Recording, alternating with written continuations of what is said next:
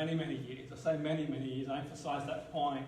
I've worked with people who have come to me for performance anxiety, more to help them, say, for presentations, for sporting events. Obviously, you're probably well aware, sports is an area I've worked extensively in, preparing for big events.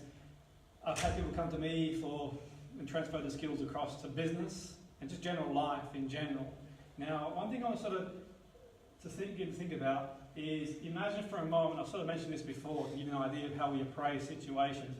Imagine for a moment you had, say, something so high, so wide, nice and sturdy, that was about 5 metres long, so maybe to the end of the room long. And on the other side, there was a bag of money, for example, okay, and you're really, really hungry, you hadn't eaten for a while, this is a bag of money. Would you be confident walking across so high to get to the other side? Okay, you'd be pretty confident to get there. Now, if we sort of raise the stakes a bit, we elevate this to as high as a skyscraper. Those skyscrapers in Dubai, those really big ones. And let's say you had a shield, there was no wind coming in, it was okay, but the issue was you had to walk across to pick up that money. Same distance, same leverage. Would it change your perception of getting across, who'd walk across there? Maybe some of you would do, but the point being is that the way you appraise the situation is different. The stakes are higher, aren't they? So when someone comes to me for performance anxiety, for say, for example, the presentation, is it about the presentation or about the appraisal? If I don't present well, or could be underlying schema, they might have been embarrassed or told off young for presenting, and they got like a wound, so to speak. So for example, let's say you've got the person who got rejected by the parents young, and then as they get older, if someone says, well, I don't want to join you for coffee, they get scolded because they're very emotionally sensitive. Okay, so normally if someone taps you in the back and you don't have sunburn, it's okay. If you have sunburn, it hurts a lot more, so the emotion is more sensitive. And what I'm saying is, okay, so the schema could be deep, but also in saying that sporting event as well, it could be 100,000 people watching it, it's my only chance to win this, whatever. And it's the appraisal, the interview. If I don't get the job, I'll end up living on the street and I'll have no money. So it's the appraisal, for example. So it's not the situation. It's our interpretation of the situation, the way we perceive the situation. Then that has an impact. Our thoughts about the event, that has an impact on our behaviour, on our emotion, on our physiology. Now, this is sort of not a one-way street, by the way. It kind of correlates back and forth. And that's sort of one point to think about where, okay, all of a sudden the situation is, I've got to walk across a metre high. You raise the stakes and put it a lot higher than what was before. My appraisal is going to be different. I'll be thinking, well, if I do fall, I fall off here, I should be okay. I don't advise you do it, by the way, but I should be okay. But if I fall off there, even though the percentage is the same, it's a much higher stake of falling, and my thoughts are different to what they originally would be, my appraisal situation. So we can all appraise the situation differently. It's going to impact our behaviour. So, okay, one person, my situation, party, I'm excited, I enjoy parties, I've been to parties before. And they get dressed and they're excited, they're excited physically, and they go to the party, and one person might be more neutral. Well, actually, you know what, I can take or leave it. And one person might be quite on the negative end of the spectrum. I don't want to go, social avoidance and so on and so forth. As you can see, when we look at appraisal, is a big, big thing. What I do want to touch on too, by the way, is in all the years I've been doing what I do, one thing I do prior to taking someone on board, I always mention that if they haven't already seen someone, I suggest maybe they go see a clinician first of all. Clinician being a GP is probably a good port of call for them, and we'll say, why would you do that? Well, let's look at things from a different perspective for a moment. There is a diagnostic criteria for anxiety, and you've got the DSM-5 and you've got the ICD-10. So they've got classifications and diagnostic guidelines for anxiety and fear-related disorders. The ICD is an international undertaking written by the WHO. It doesn't just classify mental disorders, but also other diseases and medical conditions. That's not used as much as the DCM-5. So DCM-5 is used by clinicians and psychiatrists to diagnose psychiatric illnesses. Now, I'm not one of those. I don't do that. So I don't diagnose people. I can't give someone a diagnosis. I deal with mental skills. That's not my remit. So hence I would suggest someone who's got anxiety, even if it's related to performance, well, maybe you want to go see clinicians first. Okay, the DCM is published by American Psychiatric Association and covers categories of mental health for adults and children. The DCM is utilised more widely in the United States for psychiatric diagnosis, treatment recommendations, and generally it's linked to insurance. Now, sort of cutting a long story short, if you want, you can read a dissertation I wrote on it. If you can't sleep at night one time, you can read my thoughts on it in more depth. A dissertation I wrote a long time ago. So clinicians use it. Okay, I don't have the capacity to diagnose. Maybe some of you in the room do if you work in psychiatry and so on and so forth, but I don't have that. And that might be important for some people. The key thing is to think about the DSM is written by American Psychiatric Association, determine whether a set of symptoms or behaviour meets the criteria for diagnosis of psychological disorders. It's not just anxiety, so to speak. There's other disorders in there as well. The international classification is different altogether, although they are linked in some capacities, and that's published by the WHO, and it's also used too. So just sort of to reiterate, the DSM-5 outlines specific criteria to help professionals diagnose anxiety disorders as well, and the ICD does that too. There used to be the DSM-4. There was a change in the 4 and the 5. Now the 5 has anxiety in 3 separate categories. So the 5 now has 3 separate categories for anxiety. And the categories are anxiety disorders, separation anxiety, selective mutism, specific phobia, social phobia, panic disorder, agoraphobia, and GAD. The second classification is obsessive compulsive, and you can see body dysmorphic, hoarding, and so on and so forth. And the third being trauma. Reactive attachment disorder, PTSD, acute stress. So you can see they've got 3 different categories in the 5.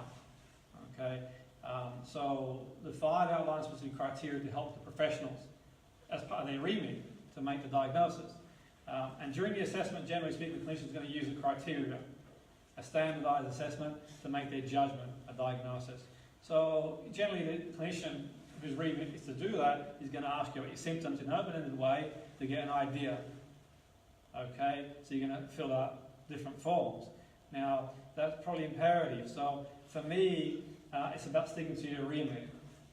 So that's an important thing to do because you know there are a number of things that could correlate to anxiety.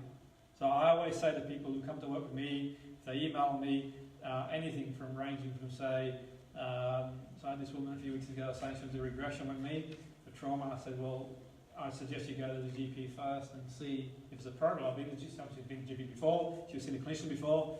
I said, okay, if you've done that, then get them to speak to me and we'll decide if it's appropriate for me to sort of do what you want me to do, because people got these sort of weird and wild ideas. So about being, using your remit, I can't give a diagnosis. Someone might need a diagnosis for insurance purposes, for practicality, or worst scenario, safeguarding.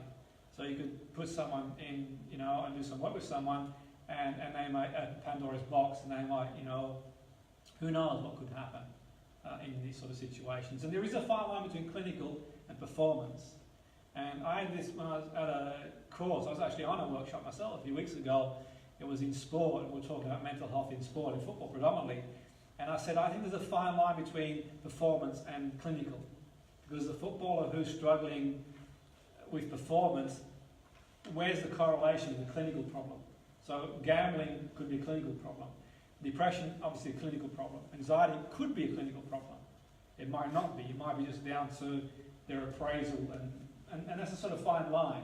But let's err on the side of caution and think, okay, well actually let's sort of uncover every stone and open up a dialogue. Because, there are a number of conditions. I'm not a medical person. That's not my area. I'm not qualified to make a judgment in the area. But I do know that there's a number of organic conditions that can cause anxiety. or correlate to it, like Cushing syndrome, thyroid, vitamin deficiencies, substance misuse, medical-induced neurological conditions. They can all correlate to people's moods.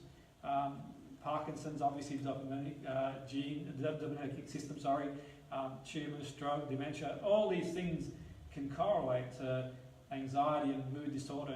And the key thing is you can go to the medical person and as well as get the diagnosis you might need, to get the treatment you might need as well, you could also run a battery of testing through them to eliminate any potential thing. These aren't exhaustive. I'm not a medical person to make comment. It's just from my own reading and research, by the way, in the courses I've done over the years, and I've seen obviously correlations there. So the point being is no amount of let's say for example, I don't know, somebody in the group who studies psychology or psychologists will know the story behind Charles Whitman.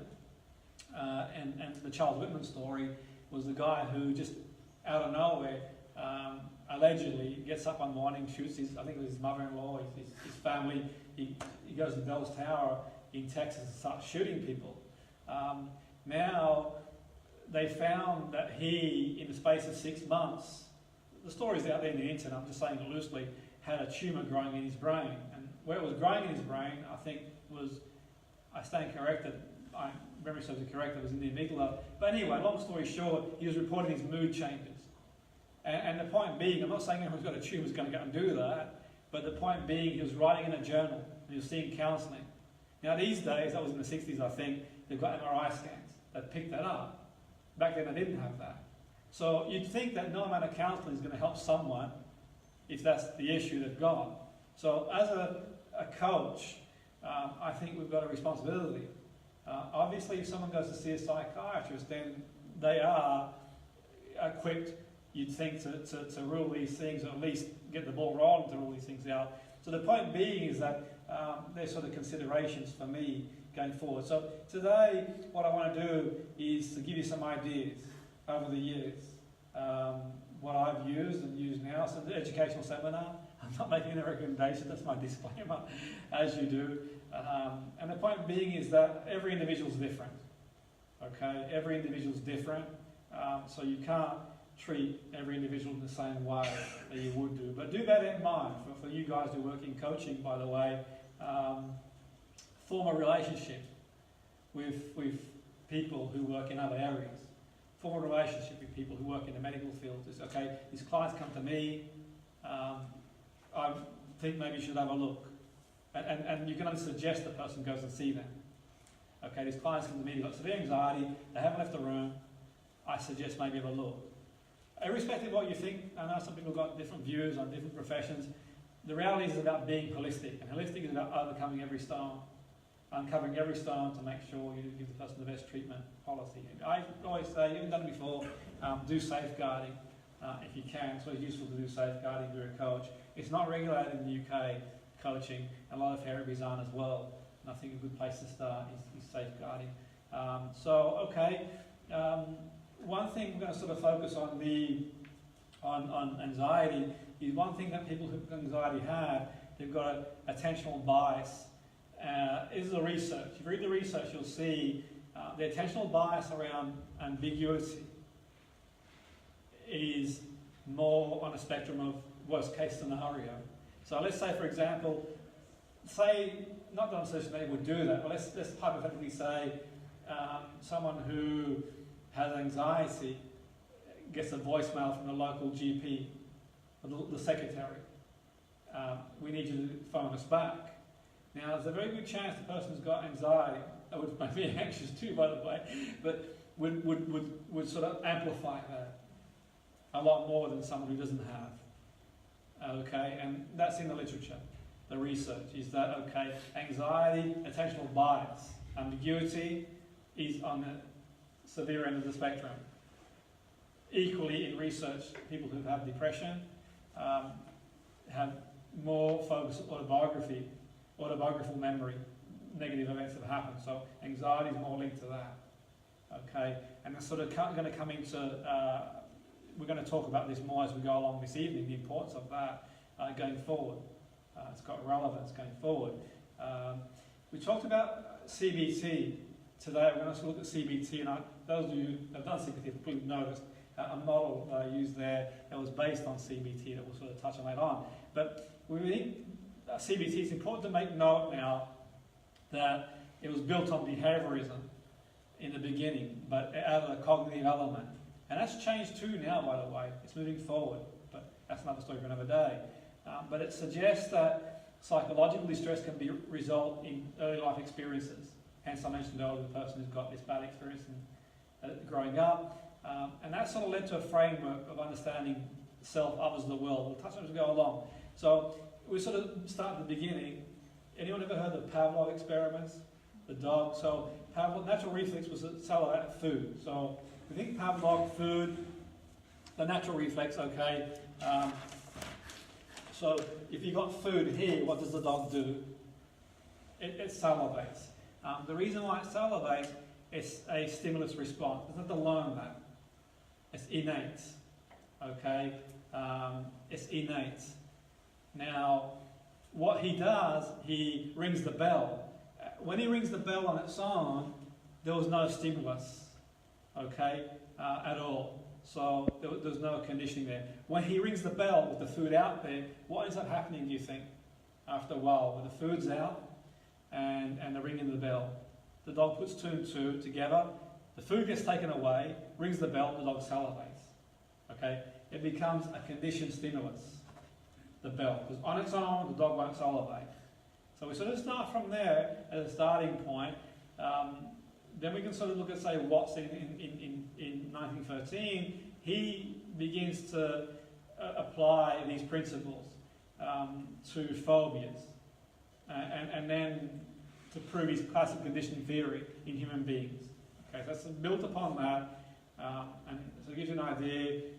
In the 20s, he gets together with Rayner, and you've probably read this before, or come across this before. It would be unethical now. You couldn't do it now, 100 years later roughly, but they take the Sudian, little Albert, and little Albert, he got close to a white rat, and he stroked the rat, but eventually what that would do is make a big noise. Now, little had no other fears. He had no fears, no known fears other than loud noises and falling down. And eventually what would happen is, within 6 loud noises, the baby would then respond to fear. So even when the noise wasn't there, what happened when the white rat was, he'd respond to fear. He'd be afraid. And then look similar as well as. Okay? So that's classic conditioning, how a 9-month-old baby, no fears and phobias. Please don't try this experiment, by the way. Okay? And they'd notice that he would then become feared at the loud noise, eventually. Okay, and they also said they could reverse that, but that's not for another day. We sort of build on that work. Skinner, you've probably come across the rat experiments being famous for. He talks about positive reinforcement. Okay, and he talks about extinguishing the fear would not eventuate in avoiding the fear. Because he would say that the fear, avoiding the fear would be a reward in itself. So, okay, there was no reason to put myself in a situation where I'm going to be around the white rat. I'm going to avoid that situation completely. So he decides that you can unlearn a conditional response. Okay, and his famous experiments with rats, so to speak, comes unlearning the response. Now, can we unlearn the phobia? But the issue is, when we sort of start thinking CBT and other methods, you think, okay, it could be considered as being reductionist, as it doesn't take into consideration biological and psychological aspects and social elements of developing a fear or maladaptive behaviour. So it's just putting 2 and 2. So not everyone who's exposed with that is going to react in the same way. And who's to say? Now we know through epigenetics that things are passed down through genes, but also we know a lot more than we knew before. So now some people are saying that snakes, we have innate fear to snakes. Now that could be true, it might not be true. But one thing that is true for sure is obviously genes play a role, and other elements too. So, you could see this as being quite reductionist. So the behavioural approaches to science behaviour could be considered reductionist. So, you put in 2 and 2. So these things are multifactorial. So the behaviourist would say that learning theory focuses on being external, not internal, suggesting humans at birth are a blank slate. We know now that's not the case. Okay, it's not the case at all. Through research, environmental factors, form a big part as well. So it's not just about unlearning, and when we look at, say, Beck's model that I sort of loosely went into in the beginning, he talks about the appraisal of the situation, hence walk across the table. Okay, don't walk across the table unless you're trying. But the point being, he talks more about appraisal, not the situations, our appraisal. Okay, he would go on to talk about the cognitive distortions. Okay, our faulty thoughts, so to speak. Burns would popularise them in his handbook. I think it was called the Feeling Good Handbook. So Beck builds on the work of Ellis, and he suggests that it's the interpretation of the situation, the thoughts cascade and cycle interconnected and meshed through the appraisal situation, linking it to emotions, feelings, behaviour, physiology. So, we can separate that mesh we talked about earlier. So it's activating event, our thoughts, behaviour, emotion, physiology. Because it's not a one-way street, it's interaction, and we can get a better idea of what the narrative is, what the thoughts are. And through doing that, we can restructure. Now, in years gone by, it was said that we couldn't change cognition to a point. Now we know heavily otherwise, which is sort of leading us to new paths going forward. And then we sort of think, in 58, the research by Walt talks about systemic desensitization. So exposing someone to a fear itself, in a moderate state, is gradual exposure. So for example, if someone's afraid of, say, develops a fear for the rabbit or the white rat, you wouldn't throw it at them and catch the white rat. You might gradually bring it closer, or you might get a scream and dissociate from it. And sort of gradually bring it closer. So it's not sink or swim, it's basically extend the comfort zone, so to speak. Gradual exposure. Gradually. And they talked about, Foa and Kozak termed the process exposure treatment. Just very briefly, what's really important to know is that human beings are open systems. Systems can be closed, isolated, or open. And we're an open system, and that's what makes predictions difficult to make in an open system, because you're changing every day. There's many factors that you're exposed to that affect your health and behaviour. So biological influences, and that could be infection, trauma, hormones, nutrition. They have a makeup on us. Social factors, psychological factors include emotion, attitudes, self-control. Social factors have an impact as well. Economic status have an impact. And they all interact in a way that contributes to individual health and health behaviour. So, the biopsychosocial approach has many limitations, but one thing's for sure, it's quite useful in that respect, because you can start isolating a little more holistically. Well, you do this and you can do that. And that's where the idea of working together, so we can sort of help people. We can all work together in a way to help the person to avoid the reductionist approach. Because people try and explain behaviour solely from one area, it's a limitation. So let's say, for example, a medical doctor's going to, let's say, for example, someone's going to see someone with alcoholism, anxiety, depression. The medical doctor or the doctor's going to say, link it more to gene and maybe decide biological intervention. So they might prescribe a biological intervention. They might not do, but the chances are they would do. That's their profession. A psychologist, therapist, coach might think someone who drinks excessively could be down to escapism. they might treat them differently with coping strategies, psychosocial strategies, appraisal of situation. So they might use that.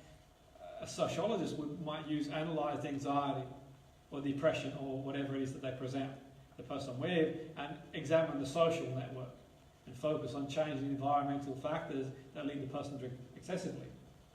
Okay, so if they're going into the pub every day, it's probably not a good idea if they're stocking the fridge with alcohol. So who's right, who's wrong? It all depends on which way you see it. Okay, what your impression is. So, but one way is not going to address the problem, generally speaking. It might have an impact, and people might be better suited in one way, but the point being, let's uncover every stone. Now, the way I see the world is disciplining imperialism. I keep an eye out for disciplining imperialism. People have a tendency from academic backgrounds, or any background, want to claim privilege view about helpful behaviour. For me, I'm wary about that. Because if you come to me and say, well, I've learned this and this is the answer to that, then I start to get weary. And that's irrespective of what their background is, by the way. You know, irrespective, because people claim to be holistic, but they're in fact quite reductionist. Okay, and I'm all for, you know, I have one camp in science and one foot in science and one foot in spiritualism, but I think equally we've got to have an open mind. And you know, I've seen people who claim to be one thing, but they're more. So people, you know, suggest that certain people might be reductionists, but they're more reductionists themselves. I've seen many a spiritual healer, so to speak, far more reductionist than any psychiatrist I've spoken to, because psychiatry is changing a lot in many respects than what it used to. The stigma around that. I'm not one. I know people that are, and I have lectures from people that are. But the point being is that, so you've got someone who puts, let me give an example. So you've got someone who goes on a chakra course, and all of a sudden they claim that everything's down to the chakras being out of balance. Well, we know that's absolutely absurd, because the person could have genetically picked up a condition. We know that the person, you know, their sister could have passed away, the reason they might be depressed. There might be an environment. So putting one thing down to one thing is a dangerous thing to do. So equally, the person who says he takes this medication and the outside of our mind, is probably not a good idea either. So it's probably a good idea to do some social, psychological interventions adjacent to that. Now, I can't recommend, or not recommend, because I'm not medical, to recommend medication, but obviously serves its purpose. It works for some people, but we do know from the research some people are treatment resistant. So the point being, why not do everything? And everyone sticks to their remit, and we all communicate, and we can all give the person the best chance of succeeding, but not putting it down to one thing. But there is fascinating research in various areas, and you read the literature, you think, okay, some amazing stuff out there. But equally saying that, with all the things that are fascinating, there's also that sort of drawback too. You know, we've seen an explosion of a little bit of information these days. It's a little bit dangerous, isn't it? Like, you know, I've read the research in ayahuasca, I'm impressed. You know, John Hopkins' research, I've read it. I've no affiliation to that university, but I've read their research, I'm fascinated. The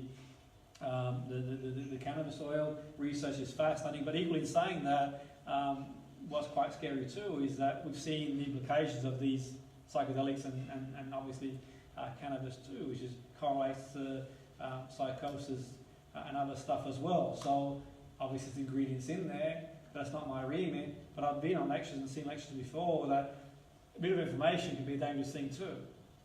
So I think for me, it's about, when we talk about anxiety, in intervention is sort of going back to what I said earlier before, thinking, okay, along the lines that, okay, let's sort of give the person the best chance to improve and get better. It may not be any of that we've talked about. It may be an area, like I said earlier, about being performance related, but equally it could be the other thing too. But the key thing is bear that in mind. If anyone tells you what the answers, okay, irrespective of what their discipline is. I was one of the people who sort of brought mindfulness into, I'm not the first person, but I learned mindfulness years ago, and I used to, when I used to work in education in care homes, I used to sort of do the mindfulness stuff with young people. But I'd be very, very cautious in doing that. Speak to the sort of the academic lead. And I'd suggest, before I did it, can you speak to the psychologist first? And the reason being is I thought, okay, mindfulness is great, we all like it, but equally my suspicion was that if you ask someone to be mindful, who's in care, you've got to bear in mind that the person's in care for a reason, and they've been through a secure unit. The reason being is they may not feel safe. So, okay, if you ask someone, have you felt safe? Growing up, well, who did you feel safe around? I said, no, I don't feel safe around anybody. Saying to be mindful to someone, sit there and not think of anything, is going to wreak havoc, possibly, in their mind. Because they think, well, there's nowhere to run, fight, flight, freeze. They have an implicit reaction, like they hear something in the background, like there, then boom. So the reality is, these things are useful to a point, but each individual is different. But you could argue that it's probably not intrusive, for the most part, for most people, but you could also think, okay, let's think clearly about where we use certain things, which is sort of key. What can be quite useful. Otherwise, the point being there are many subjective realities as individuals. Language is useful. That makes us unique as human beings. We also communicate verbally, non-verbally. So language is unique to us, human beings. Other animals don't have it, the way we speak. And we're going to look at how we can utilise language and also non-verbal communication in the second part of the seminar, in anxiety, in certain circumstances. One thing to bear in mind, by the way, is research can study human action in the laboratory. But you've got to be cautious about making generalisations, because how close is the context in the laboratory to real life? And that's one thing I've always sort of said, okay, people sort of hit me with evidence-based, and I think evidence-based is important, obviously, but equally in saying that, let's sort of think, well, actually, you know what, let's also think if it's working for that person, and it works for them, then, so be it. And that's the sort of danger sometimes we can generalise, and a lot of the treatments that are developed, certainly in the capacity of psychology in the laboratory, you've got to sometimes, you can question the statistical power and significance in certain situations. That's not saying don't have it, absolutely. If that's what's been prescribed, and then go through the protocols, I would suggest what you do is your call. But the point being, you think, okay, there might be something that works for some people that doesn't have the same. Because you've got to think really, the reality is that some of the therapies that are used in the system tend to be around CBT and family therapy and social skills. But I suppose that could be down to the fact that the cost and implications. A lot of research, mental analysis is a lot of research that they do work, but they don't work for all people also as well, but equally the cost involved in rolling it out compared to the return. So, that might be one thing to take into consideration where that's concerned. That's not what we're talking about today. But the reason why I said the open system is it's difficult because we know two people can drink and smoke, and one goes on to develop the effects of alcohol and smoking rigorously, and one doesn't. We all know the person who's sort of drunk and smoke all their life, don't advise doing it, by the way, 80-year-old, and they're fine. The person's never drank or smoked and they're not fine. And that same applies for a lot of things.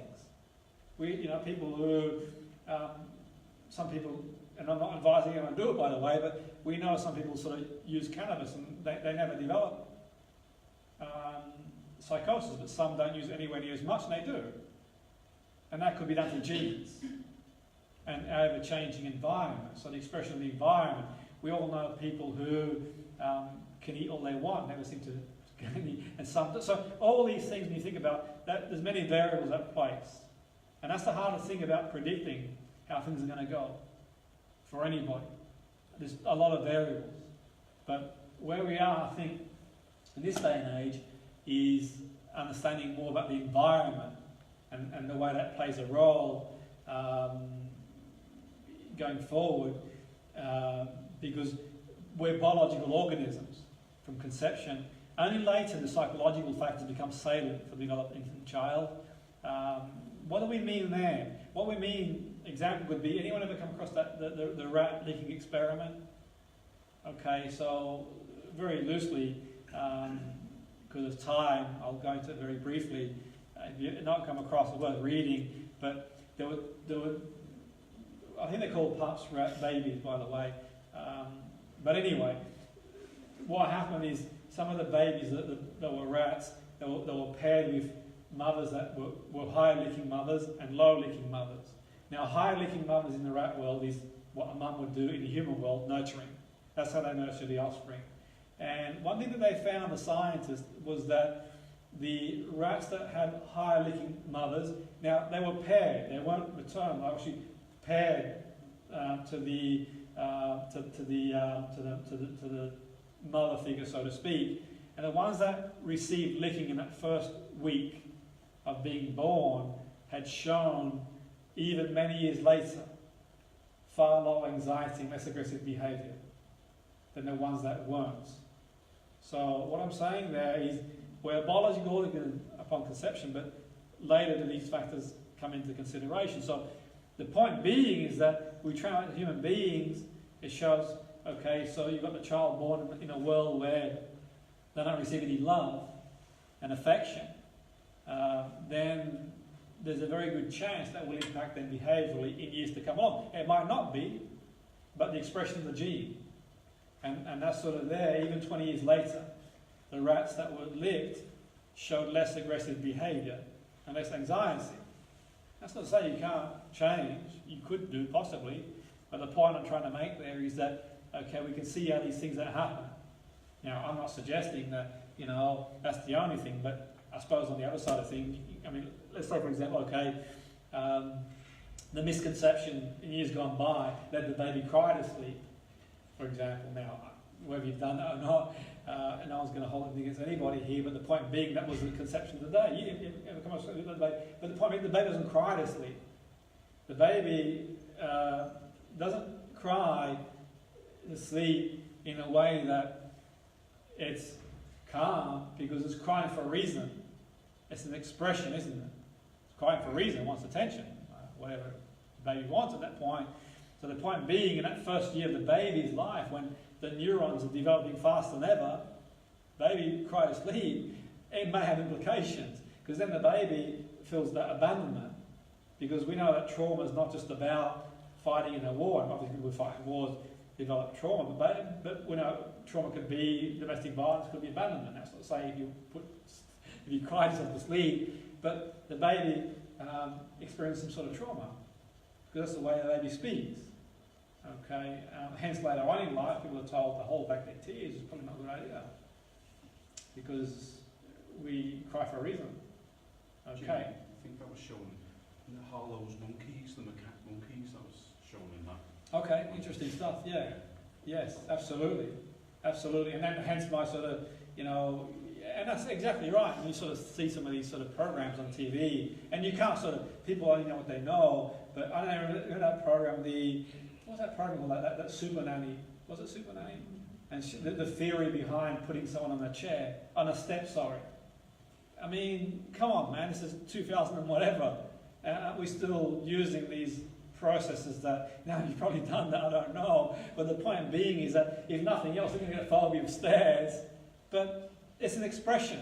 So if you're going to suppress someone, like putting a cap on a fizzy pop, hey, they might not explode straight away. But the point being, if someone's behaving in a certain way, communication's the key.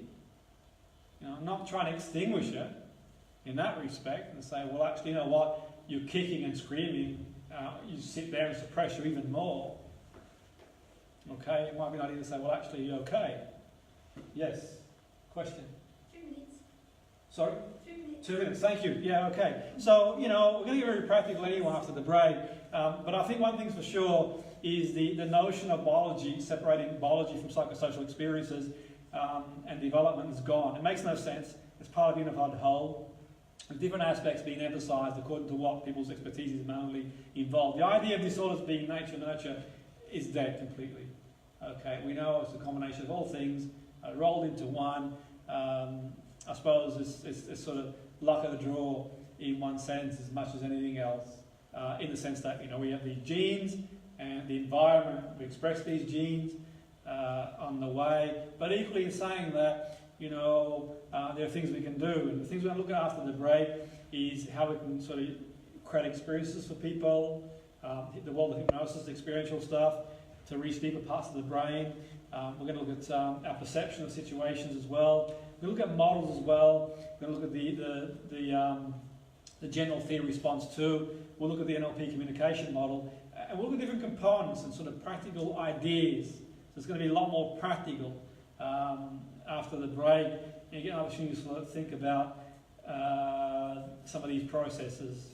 The key thing to think about before we break, from my point of view, in all this, is the key point being is people see a therapist because they want to go from maladaptive to adaptive, to a more adaptive response. And I think it's really important to have a goal for the person you're working with, and then have a goal. What they want to do, going forward is key. And I think for me, so that I mentioned I've got the fine line between performance and clinical. It's when you sort of talk about the goal, is when you can sort of start to think, well, actually, maybe. I remember years ago I was doing some consultancy work for an organisation, and this guy they'd asked me to work with had suffered a bereavement. And I went in to work with him. He'd had coaches go in before me, and I went in to work with him. To work with him, one of the areas that I was going to work with him was in these key performance indicators. He was a regional manager for an organisation. And I sat down with him one time, and we sort of talked about his goals and what he wanted from me. I had a coaching hat on at that point there. And in my conversation with him, I sort of suggested what I could support him with and what I felt he probably would be best see someone therapeutically, because my remit wasn't to do that for the organisation. So I said, okay, he'd lost his daughter, I believe, and I felt that he was still raw, still trauma, still going through stages of bereavement, and I suggested, and I told the director of the company, I said, well, I think that it's an idea, he goes back to the GP, he goes back to get clinical help. If he carries on working here, I can work adjacently, and I'll work with the clinician if they choose to do so, to help him along the way to achieve those goals. But you can see where the other coaches have sort of like tried to, round sort of coaching me out. But he said, the doctor said, well, he had 2 months off. I thought, wow, you are pathetic. As he said that to me, so, and the point being is that you can't put a time on these things, as you all know. It's one of the things really, and I think that's sort of one thing we do know, and one thing that's important that we do is campaign for mental health, because mental health is huge. The proportion of funding in mental health is poor comparatively with other areas, and mental health's got a big comorbidity. Mental health's not just what we see label-wise. Mental health is huge, and the huge issues we face in the world today, and it correlates to many, many other things. It correlates to alcoholism, all these other things we talked about earlier, and there's a big correlation with that. And the more we sort of investigate in those areas, the better place we are. And I think the good thing is these days, more and more famous people are coming out and talking about their issues, and they've had, and that sometimes can help to maybe normalise it. But the issue that has, and I've talked about this before, is the problem you've got is that the general person on the street doesn't have that sort of, I'm not suggesting that, we don't suffer in the same way, but they generally speaking, the stigma around that. So the general person might be afraid to open up because they could end up, not losing their job, but it might make it harder to be employed. And the difficult thing is really going forward, like all these things, there's a spectrum really, and it's hard to identify. So, someone could be labelled as having anxiety, or any of the anxiety disorders, but it's going to affect different people in different ways. One person might not leave the house for years on end, and one person might be, to look at, they're okay, they're quite functional. So there's always a spectrum, isn't there? So the idea is really, after the break, not to think about just treating the label, to sort of work with the person, their experience, and the goal being, how can we help the person function better in the remit that we're in? Because obviously it's quite complex and multifactorial. And that goes, other mental health to a degree as well. I think that the challenge is really these things are, there's always a spectrum. So the person who's got, and these are in a continuum. So you think when you think psychosis, for example, we all at some point in our life have experienced certain delusions on some levels, one would think, to a point. That's what the literature says. But obviously there's a spectrum between how much people suffer. So, you know, when we think schizophrenia, we think what we see on the newspapers and what you hear in the media, but you don't hear that the person with schizophrenia is probably got more chance of harming themselves. But equally, that could be even as a professor. You know, you watch A Beautiful Mind, you know, National Nobel Peace Prize. So, not just everyone who has that, and not going to trivialise that, but there's a broad spectrum between someone's functionality. And that's sort of going off piece a little bit, but bringing it back to anxiety, the key thing is how is that person anxieting? And that's sort of going to be the theme.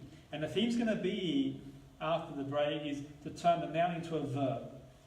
So if you're a noun, you're redundant. If you're a verb, it's an ongoing process. So we're going to look at a person's experience of the situation they're in. So we'll go into more depth after the break and go from the 15-minute break. Does that go for everybody? Have a break and you can sort of clear your mind, and then we'll sort of hit the ground running. So thank you.